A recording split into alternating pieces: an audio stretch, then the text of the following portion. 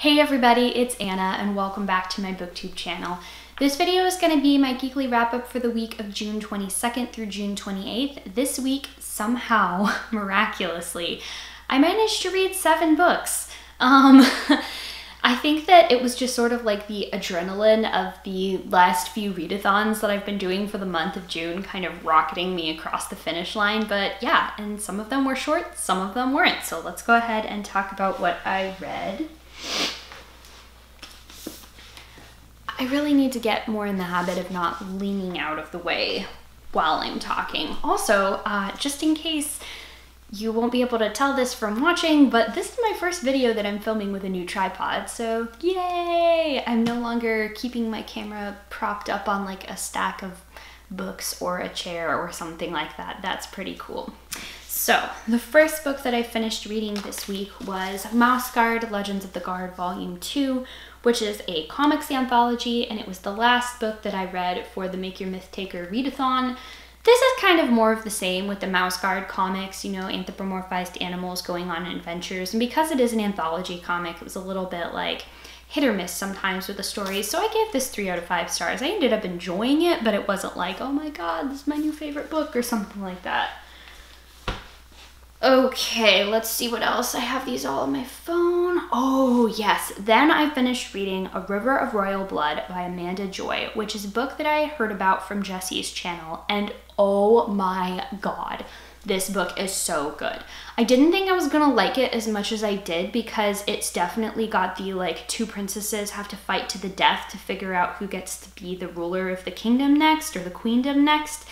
And I was like, I don't know, I've read a couple books that are like this already. Plus, earlier this year, I decided I didn't want to read any more books that were about like teen girl assassins because I was getting really tired of how played out that trope was.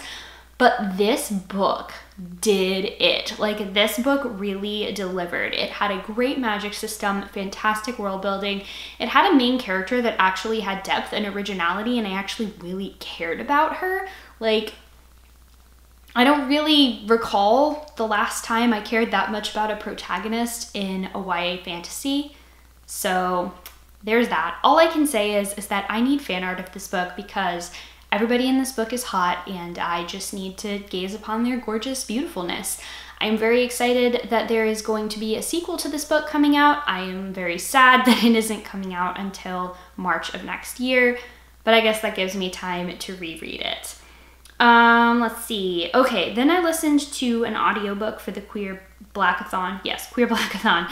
And that was the audiobook of All Boys Aren't Blue by George M. Johnson. This is by a gender nonconforming and gay author.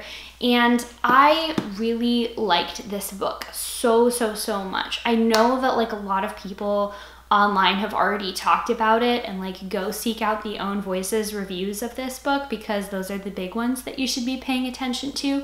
What I will say about this is that even though I am not really the target audience for this book, you know, like I'm a little bit older, the memoir is written for teenagers, it's specifically written for like Black boys or Black queer kids, there's still so much like that is relatable about what it is like to be somebody that is closeted from a young age and feel like there's this important part of yourself that you have to hide.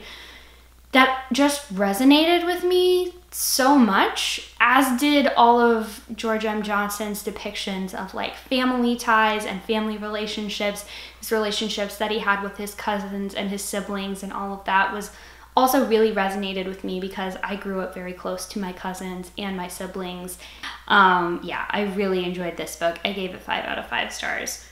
I then read The Revolution of Bertie Randolph by Brandy Colbert, which was amazing. I had been meaning to read this book, I think, since it came out, but, you know, that just life got away from me. Things happened. I didn't read it. I read it this past week, and it was so good. Like, Brandy Colbert is now a new favorite author for me. Like, this really solidified her as an author that I want to read everything that she's written, and I want to go out and buy her new books when they come out. So this is a story about Birdie, or Dove, Birdie is her nickname, who is this young Black girl that is growing up in Chicago and her aunt comes to stay with the family because she has just gotten out of another stint in rehab and she needs a place to stay while she's trying to, you know, stay on the wagon and not use and not drink alcohol. And Birdie is kind of chafing against her parents' expectations, particularly her mom's expectations that like she needs to be 100% well behaved all the time, and Birdie just wants to go out and like do normal teenage misbehaving stuff, but some of that misbehaving stuff that involves underage drinking gets a little bit complicated because she then begins to worry about, well, what if this, you know, propensity toward addiction like runs in her family? Is she going to have to deal with alcohol abuse issues later on and things like that? And then she discovers a secret that I figured out kind of early on in the book, but then when it was confirmed, the way that the characters handled it was done in such a compassionate way that like I was just really pleased to be able to read through what was going on in the book at that point. I don't want to say anything because it's a big part of the story. A big part of the story is like Birdie's relationship with her parents and with her aunt and then with her sister. So I don't want to give anything away, but this book was so good. It had such a great sibling relationship too. There's like casually queer characters everywhere.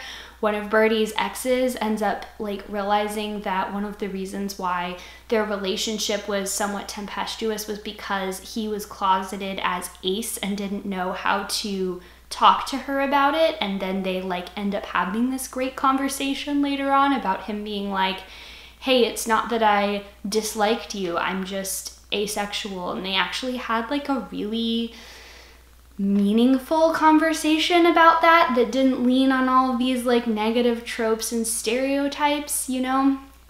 We love to see casual queer representation, especially in YA books. So I gave this 5 out of 5 stars. It made me kind of tear up at the end too, not gonna lie. Okay, then I read Iola Leroy, which is subtitled Shadows Uplifted, and that is by Frances Ellen Watkins Harper. This is one of these books that I found out about because of the arc I'm reading of From Slave Cabins to the White House, which I talked about last week. But anyway, it's a nonfiction book about Black women and the creation of homemade citizenship in America. Basically, this idea that when Black people, but Black women specifically, because that's who the author is focusing on, are like denied the traditional avenues towards like womanhood and citizenship and stuff that white America created for itself.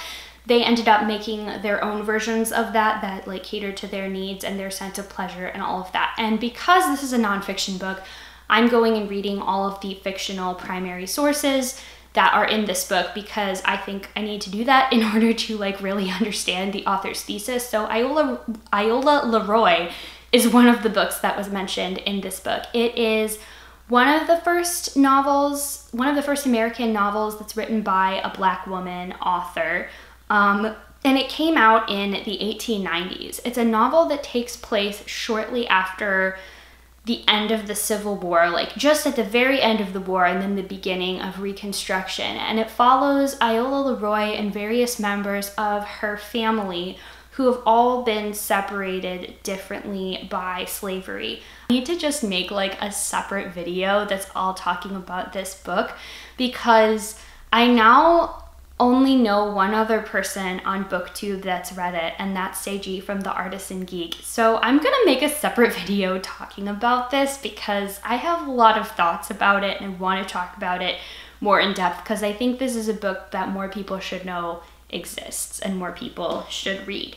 So I ended up giving that 4 out of 5 stars. It had some like writing choices that I was like, this is making the story like unnecessarily confusing or cumbersome, but that could also just be that like some of those were the writing conventions of the time and I'm just not used to reading that as a modern reader. Another book that I want to talk about that I'm also going to make a separate video about is Toussaint Louverture, A Revolutionary Life by Philippe Girard. This was a buddy read that I did with Fariba from the Francophile Reader. She has been hosting several read-alongs this year actually on her channel, and right now we are doing like a particular focus on reading books that are about like Black figures from Francophone countries or by like Black authors from Francophone countries. This is written by a white author, but about a Black man, Toussaint Louverture, who is considered to be like the father of modern day Haiti and was one of the leaders of the only like revolution that successfully overthrew slavery in the Western Hemisphere. So yeah, I didn't really know much about Toussaint Louverture aside from the like 2-sentence thing that I just said earlier. But this book takes like every section of his life and discusses like where it was that he came from, what was his family background, what were the ways in which he tried to, you know, both distance himself from solidarity with other enslaved people, but also like advocate for justice and freedom for people who had been enslaved. Look at how many sticky tabs I put into this book. See, this is why it needs its own video of me talking about it. So I'm gonna make a video about this. I know Fariba is going to make a video about it as well. Whenever that happens, I will make sure and link her video down below so you can watch it. And you should also just subscribe to her because she's awesome and I love her videos too. So that was a fantastic read. And then the last thing that I read this week was Uncanny Magazine issue 34. That was the May-June 2020 issue of Uncanny Magazine. This one is the one where like COVID-19 has now been going on for a certain amount of time, and so there are a lot of like nonfiction essays about that. Some of the fiction reads a little bit differently through the lens of reading it during a pandemic, but it was really good. Gave it 4 out of 5 like I usually do. Video games. I'm currently playing The Last of Us Part 2, but I'm keeping this channel a like spoiler-free, discussion-free zone because I haven't finished it yet and I don't want to give anything away for people that want to go through the game spoiler-free. So it's fantastic so far, and that's all I'm gonna say about that. So I think we have at last come to the end of this week's wrap. One more thing that I wanted to mention is that over the weekend, I was part of the BookTube Virtual Pride Festival thing that was created and hosted by Alex from Pucks and Paperbacks. He very kindly asked if I wanted to be a panel guest of his over there, and we ended up hosting it over on Audrey's channel, Perpetual Pages, because there were some technical issues and they were kind enough to let us use their channel to host it. So that panel has been recorded and I will leave a link to it down below. So if you just want to listen to like a bunch of queer booktubers talk about queer books and just generally be very joyful together, I would highly recommend that you check that out. There are a lot of great book recommendations that you'll get from watching that panel, and also go like subscribe to all of the people in there because everybody in that panel is awesome and is making great videos, and I'm really grateful for the chance to get to meet some people that I didn't even know they had channels. So that was pretty cool. And I think that's going to do it for this week's Geekly Wrap Up. So if you'd like to talk with me about any of the books that you've seen me read, leave me a comment down below and we can get a little discussion going. If you like this video and you'd like to see more of what I do, go ahead and subscribe to my channel because that's the best way to get updated every time I post. As always, thank you all so very much for watching, and I'll see you in the next one. Bye.